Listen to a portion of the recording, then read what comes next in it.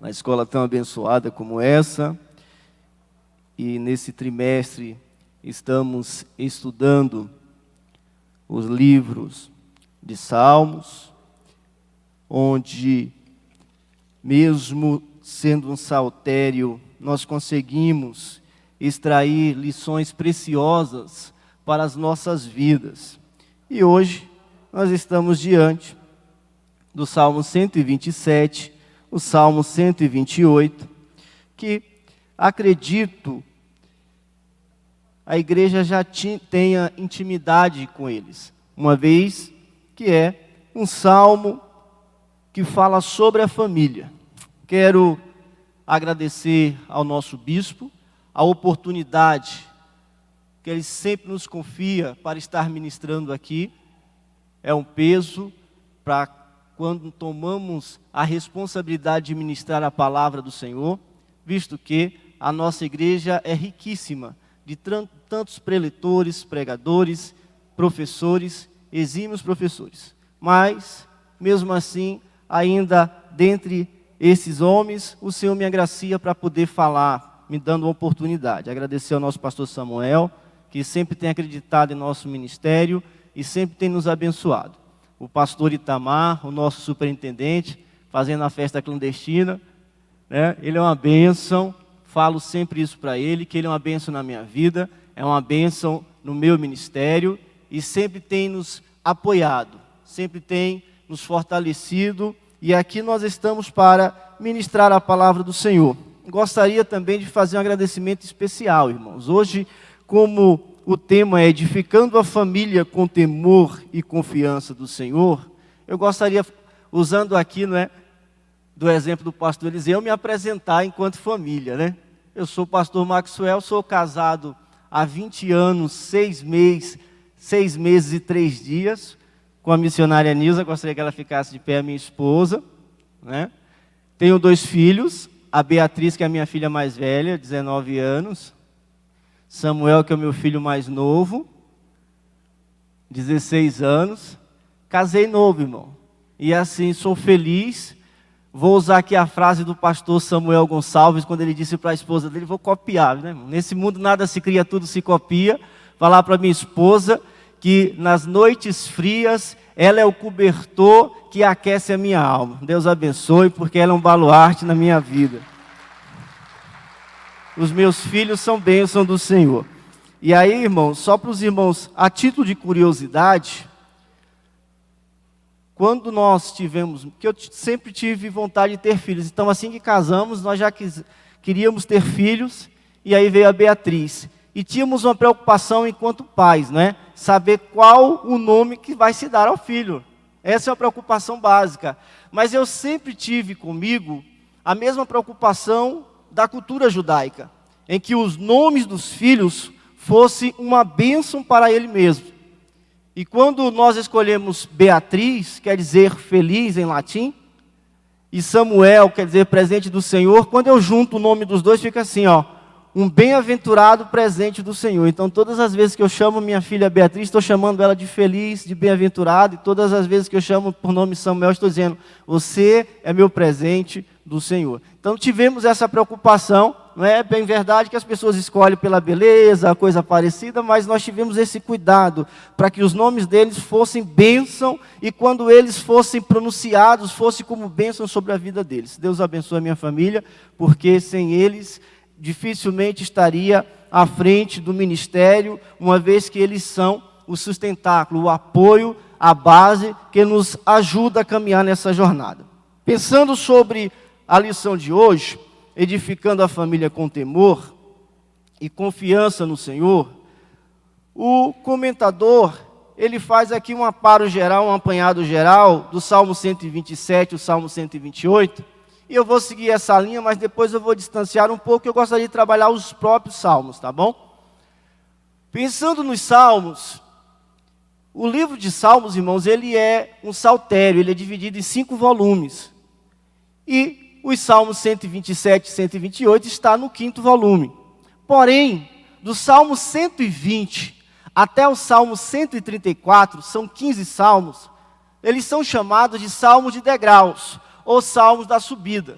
Daí tem muitas teorias sobre eles. Por exemplo, como são 15 salmos, e aí tinha entre o pátio das mulheres ao pátio dos homens 15 degraus para o templo, eles diziam que ficavam, alguns argumentam, que é por isso que chamam o salmo de degrau, ou salmo de subida, como traz a Septuaginta, ficavam um coral em cada degrau, e à medida que subia, cantava um salmo. Daí, salmo de degrau. Já tem outra teoria, que fala que, como são 15 salmos, e aí a questão do degraus ou passos, é referência ao rei Ezequias, porque Deus deu 15 anos para ele. E aí quando ele volta, o relógio de Acás, 15 graus ou 15 passos, eles contam com a misericórdia do Senhor. De modo que esses 15 salmos, eles são vistos como os salmos de romagem. Por quê? Ou os salmos dos peregrinos. Isso, de fato, quando todo Israel se reunia para participar das 3 festividades principais, a Páscoa, o Pentecoste e a festa dos tabernáculos, eles saíam pelas ruas cantarolando este salmo. Inclusive o nosso comentador até fala a respeito da estrutura do salmo, da sua facilidade ou da sua letra muito simples, de modo que as pessoas poderiam cantarolar, aprendê-los rapidamente. E quando nós pensamos nesses 15 salmos, que são salmos de romagem, eles também são divididos, porque é como se fosse um resumo, ou um pequeno saltério dentro do saltério.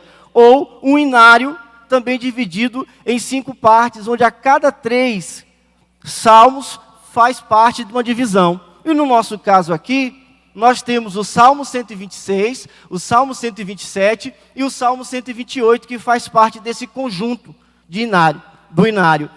E olha o canto, é interessante. Por que chama o Salmo do peregrino? Acredita-se que, embora nem todos os salmos consigam se confirmar por meio da própria escrita, ou ainda dos eventos que muitas vezes são relatados, mas que tenham sido compostos depois que Israel regressou do exílio. Quando Israel volta para Jerusalém. E quando eles regressam, irmãos, vamos apenas entender o cenário. Eles estavam cativos na Babilônia. As pessoas que haviam ficado em Jerusalém, em Israel, eram pobres e miseráveis. Quando você lê o livro de Neemias, você vai encontrar esse cenário. Aqueles que não conseguiram ser levados cativos ficaram na miséria total. E quando eles regressam para Israel, aí o Salmo 126 vai falar muito da esperança. Por quê? Ele diz, olha, pisar nessa terra, e aqui eu estou parafraseando, pisar nessa terra é como se nós estivéssemos sonhando. É por isso que quando as pessoas nos verem, vão dizer, grandes coisas fez o Senhor por estes. Porque imagine 70 anos de cativeiro, toda a esperança daquela multidão que saíra pensando, quem sabe, 70 anos aqui já tinha perdido por completo uma boa parte da linhagem viva que fosse testemunha do que tinha sido Israel. E agora eles estão voltando para a sua terra, estão agora, como diz o livro de Esdras, não é? Na terra do rei, diante da palavra do Senhor, diante de um sacerdote, ouvindo a palavra, e naquele dia todos choraram, porque o dia todo foi culto naquele dia. E quando nós olhamos para esse conjunto de salmos, é justamente nesse pensamento que eles são cantarolados, com esse sentimento de lembrar aonde nós estávamos presos e cativos, e saber que a potente mão do Senhor é poderosa para operar no impossível e nos trazer de volta à terra da promessa, à terra da bênção, e nos colocar. Daí porque o Salmo 126 fala sobre isso. E quando ele vai concluir o Salmo 126, eles falam da semeadura, uma vez que usam uma linguagem agrícola para retratar as recompensas que Israel poderiam ter. E aí, a preocupação aqui são recompensas que poderiam ser boas ou más, assim como eles provaram. Deixaram Deus, se afastaram de Deus e viveram no cativeiro. Regressaram para Deus e voltaram para a sua terra. E quando nós chegamos no Salmo 127, o Salmo 127 e o Salmo 128 é como se fosse siamês.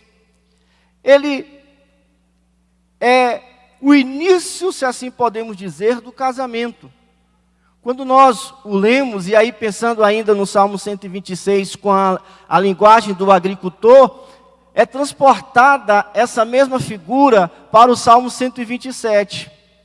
E lembrando que Israel estava se reconstruindo, aí ele faz a afirmativa: se o Senhor não edificar a casa, é o quê? Em vão trabalham os... Eles agora tinham consciência que se Deus não plantar a casa, essa casa não se sustenta. E eles falavam isso com experiência, porque 70 anos estavam no cativeiro. E aqui nós aprendemos, quando diz: se o Senhor não guardar a cidade, em vão vigia a sentinela. Spurgeon faz uma observação muito interessante. Ele diz o seguinte: o que o salmista queria dizer era: se as mãos do Senhor não construir, as minhas mãos humanas não os podem fazer. Se os olhos do Senhor não velar, os meus olhos humanos não podem velar. Olha que interessante isso. E aplicando à família, é da mesma forma. Todos sabemos que a família é a primeira instituição criada pelo Senhor.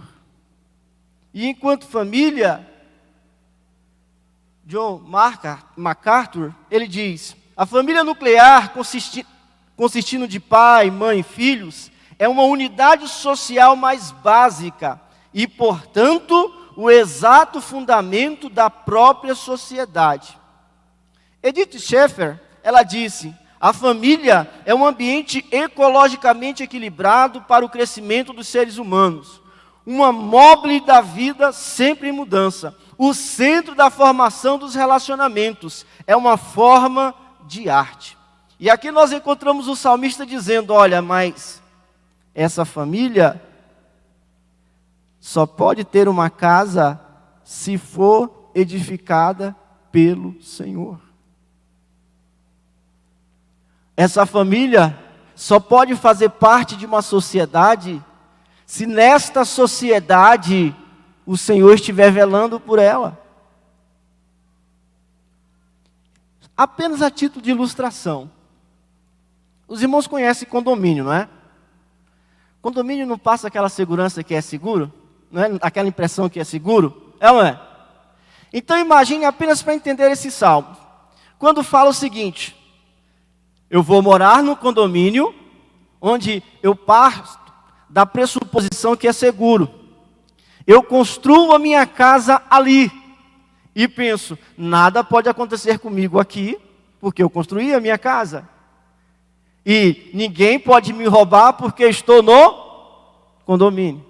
Não sei se os irmãos acompanharam os jornais, mas aumentaram o índice de assalto nos condomínios, nesse período de pandemia.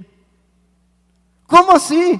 Ué, o salmista usa uma linguagem semelhante para dizer: porque é Deus que constrói a casa, é Deus que edifica a casa, é Deus que guarda a cidade, é Deus que guarda o bairro, é Deus que protege o estado, é Deus que protege o país.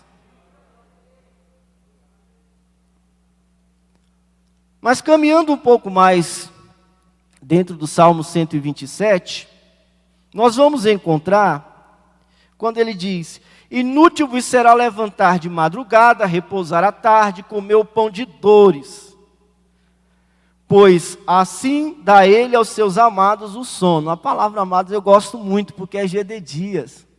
Lembra de Gededias? Os irmãos lembram ou não? Gededias.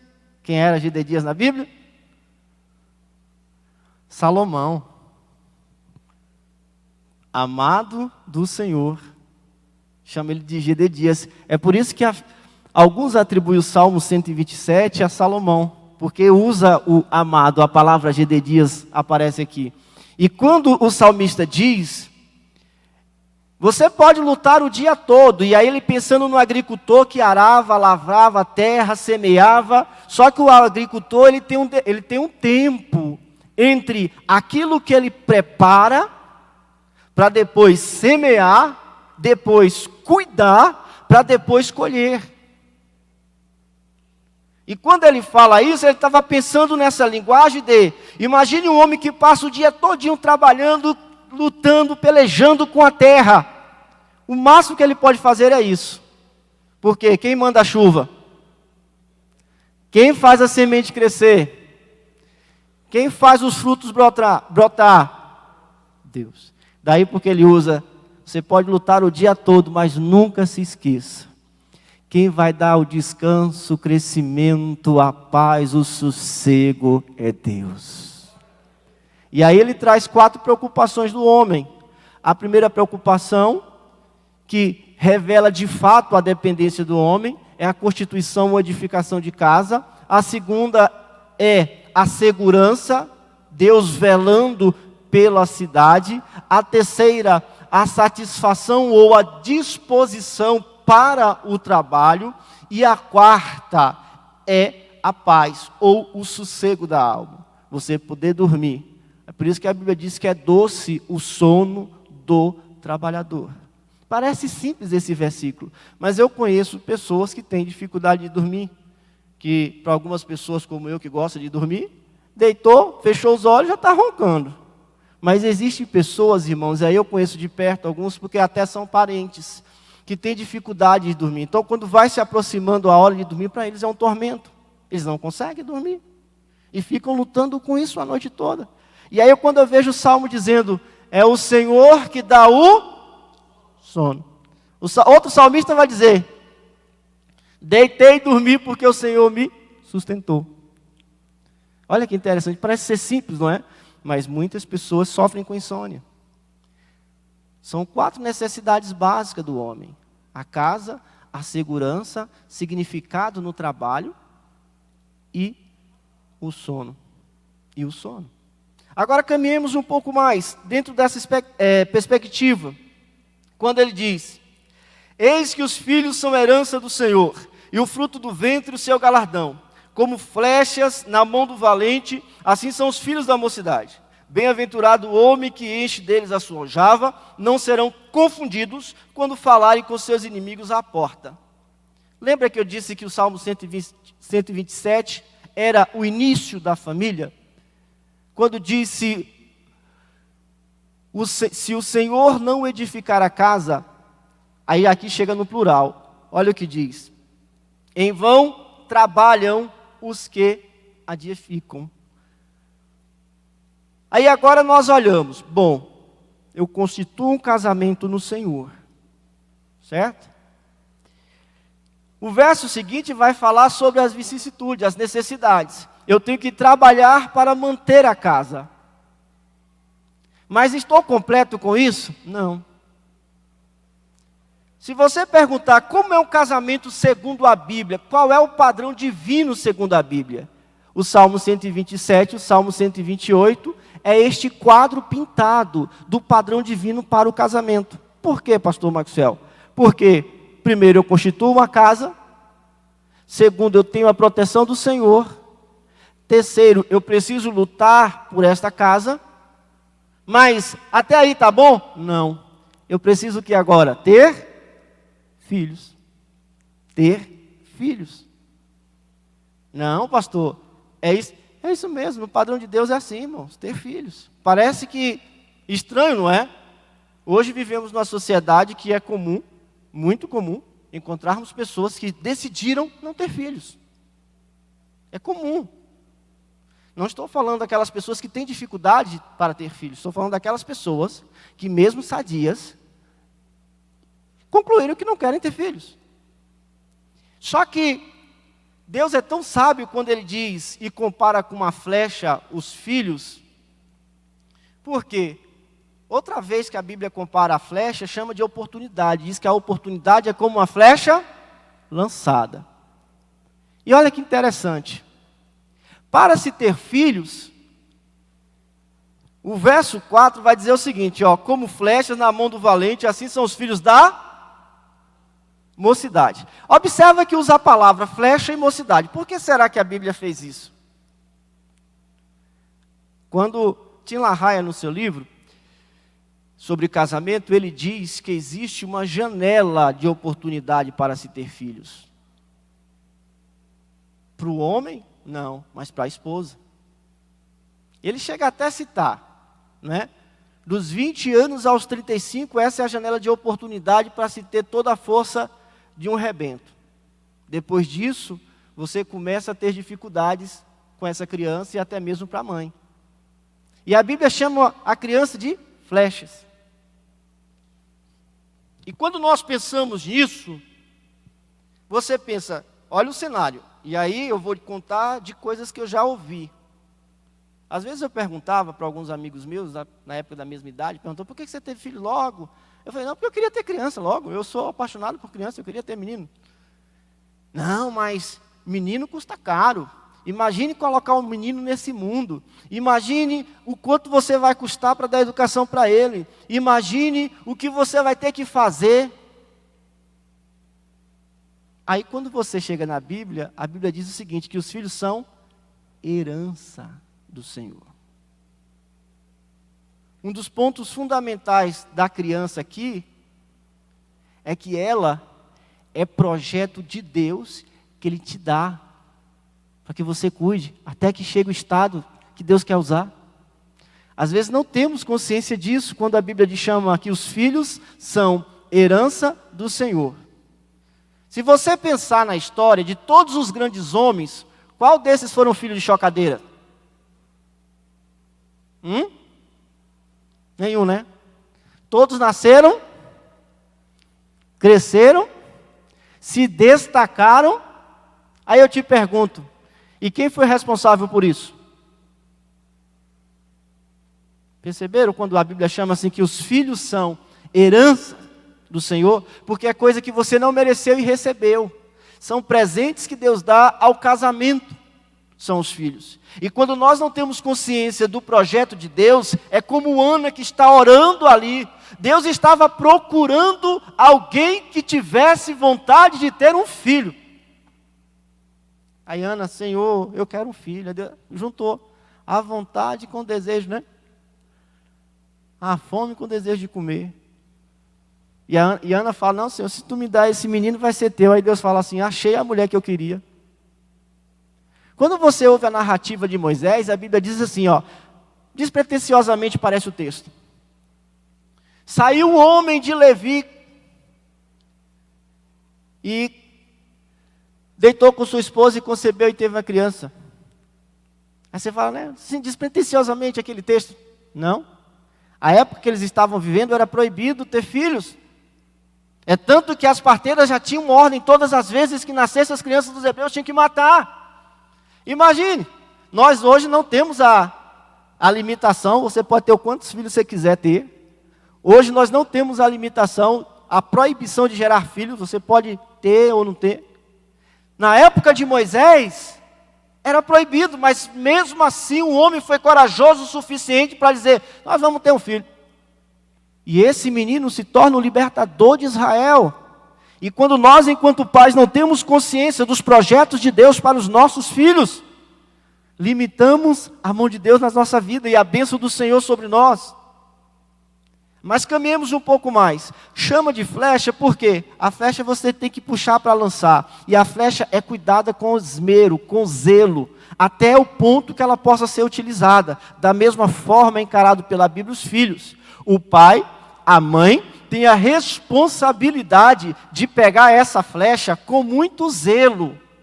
Cuidar, preparar, ajustar, alinhar, depois marcar o alvo e lançar. Porque os filhos não são nossos, a gente cria para Deus, porque os filhos são herança do Senhor e são projetos de Deus, amém? Mas caminhemos um pouco mais, e o verso 5, quando fala sobre ele não vai ser envergonhado, literalmente aqui ele usa uma linguagem jurídica. O homem que tem muitos filhos, ele não vai ser injustiçado. Poderíamos parafrasear em especial o verso 5 dessa forma. Ele não vai ser injustiçado, porque quando alguém acusá-lo na porta, vai pensar 2 vezes mais se vai fazer qualquer tipo de acusação falsa, por causa da quantidade de filhos. Porque sabe, nós não podemos fazer afirmativas ou afirmações falsas contra esse homem. Não podemos levantar um falso testemunho contra esse homem, porque ele tem vários filhos. Não seremos injustiçados. Mas, partindo disso, esse é o conhecimento do Salmo 127. Passamos para o Salmo 128, que aí é o segundo estágio da família, não é? O segundo estágio da família, nós vamos aprender que nós somos dependentes do Senhor, e nessa dependência, nós precisamos aprender que é Deus que nos faz crescer, prosperar e, acima de tudo, Ele cuida do seu povo. O Salmo 128 começa dizendo: bem-aventurado aquele que teme ao Senhor e anda nos seus caminhos. Eu separei aqui apenas 2 formas que a palavra temor aparece na Bíblia, tá? Primeira forma é o temor ligado ao sagrado, a reverência, o respeito. E o segundo é o temor moral, que aí sim é um desvio do homem por conta do pecado. Quando você pensa no primeiro, no temor, você olha para Deus e o teme, e o reverencia. Mas quando você olha para si mesmo e olha para a situação que você se encontra, você fica com medo. Por isso que algumas referências de temor, em especial Russell Champ, ele fala sobre pelo menos 4 tipos de temores que existe e faz uma tratativa sobre isso, mas não é a nossa preocupação nesse momento. O que precisamos trazer olha como ele trata. O temor representa a qualidade geral do homem espiritual no Antigo Testamento. O temor de Deus é a vereda espiritual do homem piedoso. É o cumprimento da lei mosaica em um coração reto, mediante o amor, por meio do constrangimento.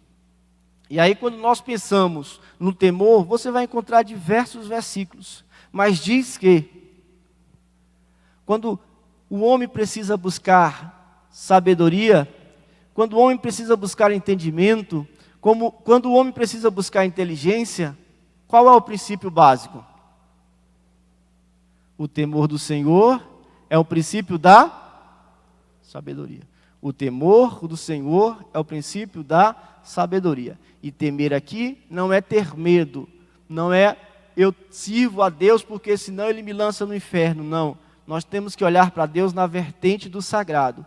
Eu sirvo porque Ele é Deus soberano, porque Ele sustenta todas as coisas, a minha vida, a minha família, os meus projetos, os meus sonhos estão nas suas mãos. E eu o temo, eu o reverencio. Eu olho para ele não como um bandido que olha para o seu algoz, que olha para o juiz e diz, eu tenho que temer esse homem porque ele vai me sentenciar. Mas eu olho como uma criança que olha para o pai, mesmo sabendo que ele é a autoridade da casa, mas assim mesmo ele me ama. E eu posso achar conforto, consolo no seu colo.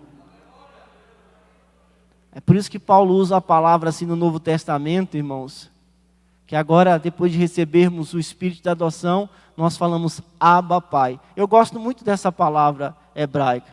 Porque, embora pareça ser simples, a palavra Abba é a forma carinhosa que um filho trata o pai. Não é simplesmente falar assim, o pai, o progenitor. Não, não, não. Por exemplo, eu sou baiano, né? E eu chamava meu pai de painho. Era a forma que eu tratava.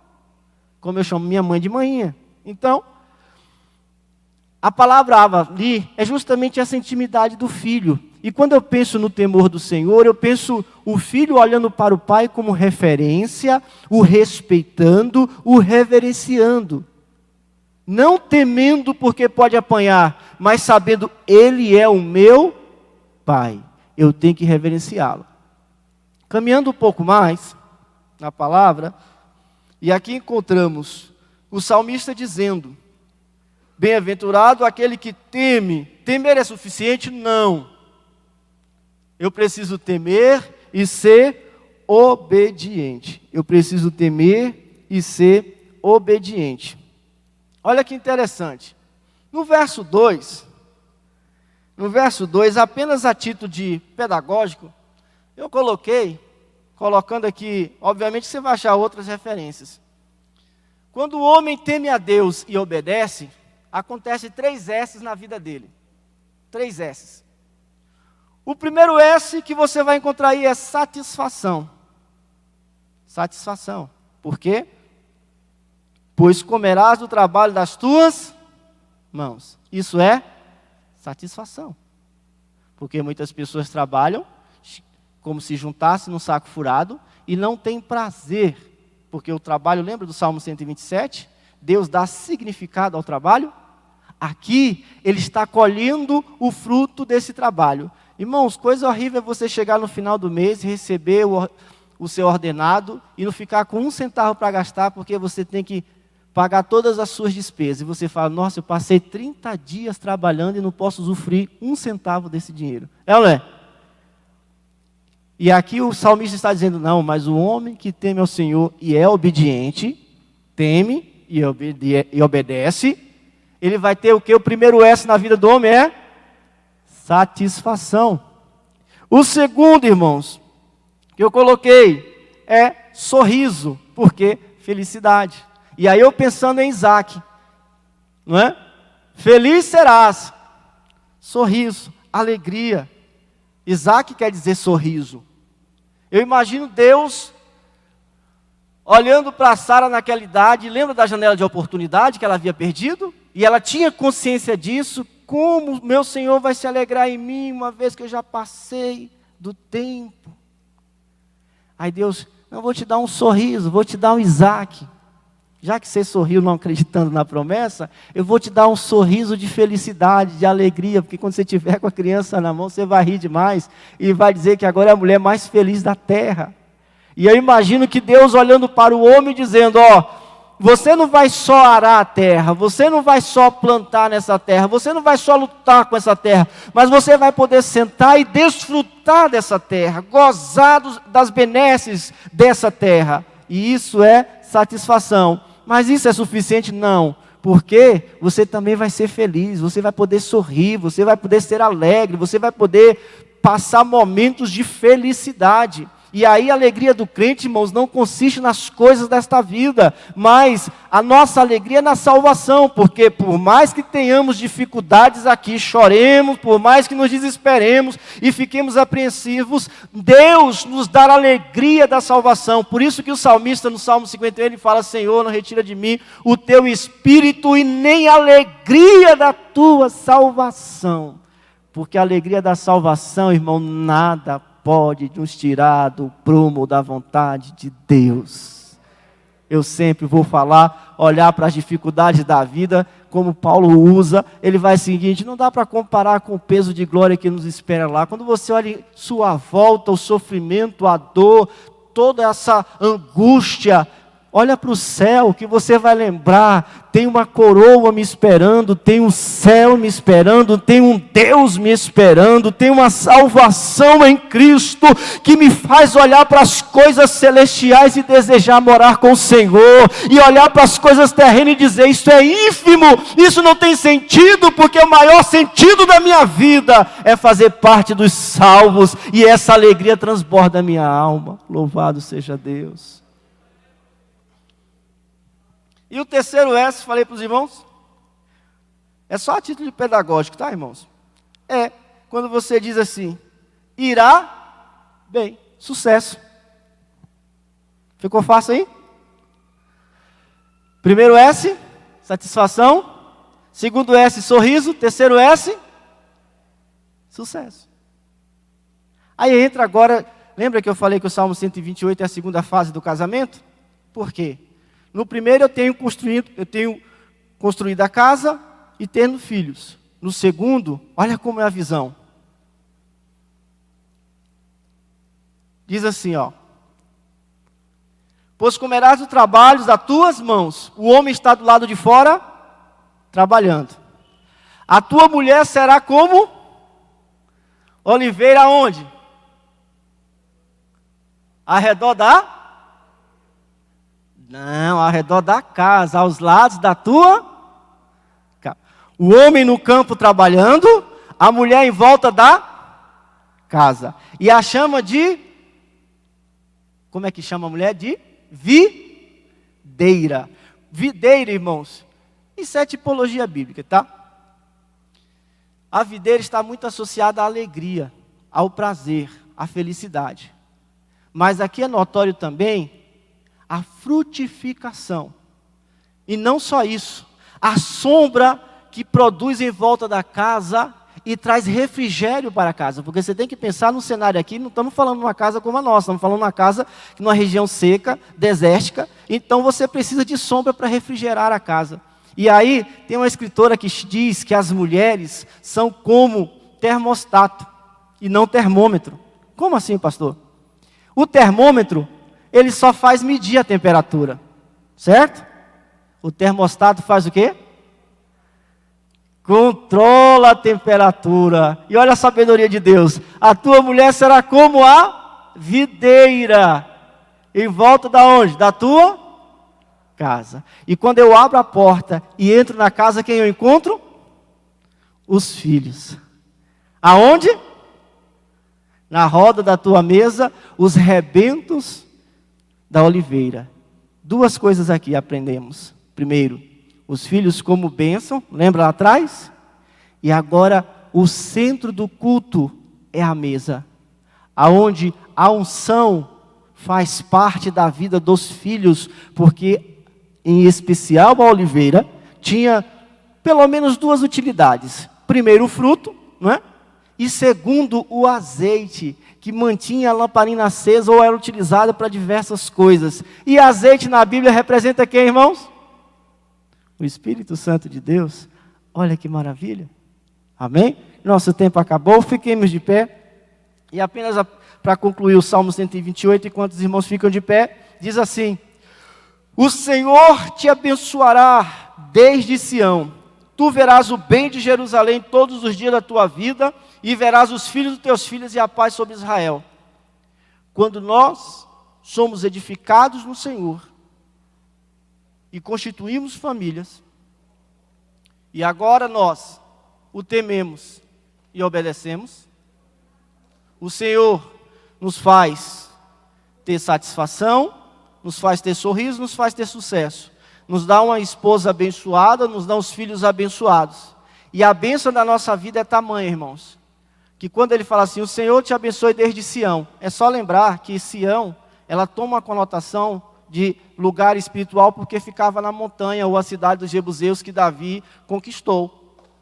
E ele diz o seguinte, olha, a tua bênção vem do alto de Sião, desde Sião até Jerusalém, a tua casa é lugar de bênção.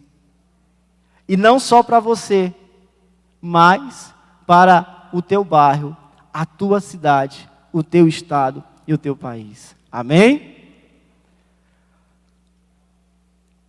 Eu gostaria apenas de agradecer e orar por você e te dizer, nós fazemos um ato de fé nessa manhã. Qual é o ato de fé? Falarmos como Josué, eu e a minha casa serviremos ao Senhor. Você pode falar isso comigo? 1, 2, 3 e... eu e a minha casa serviremos ao Senhor. Vamos falar a segunda vez? Eu e a minha casa serviremos ao Senhor. Profetize agora para a sua casa.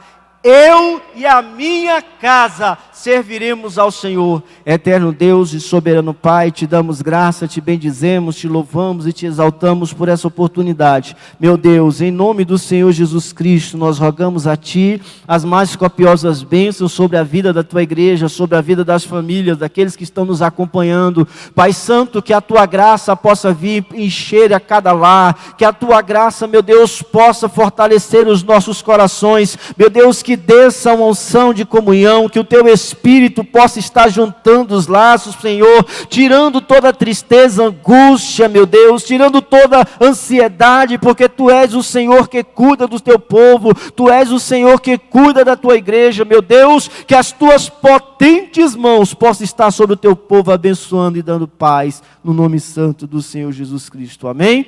Que Deus em Cristo nos abençoe e agradeça a oportunidade.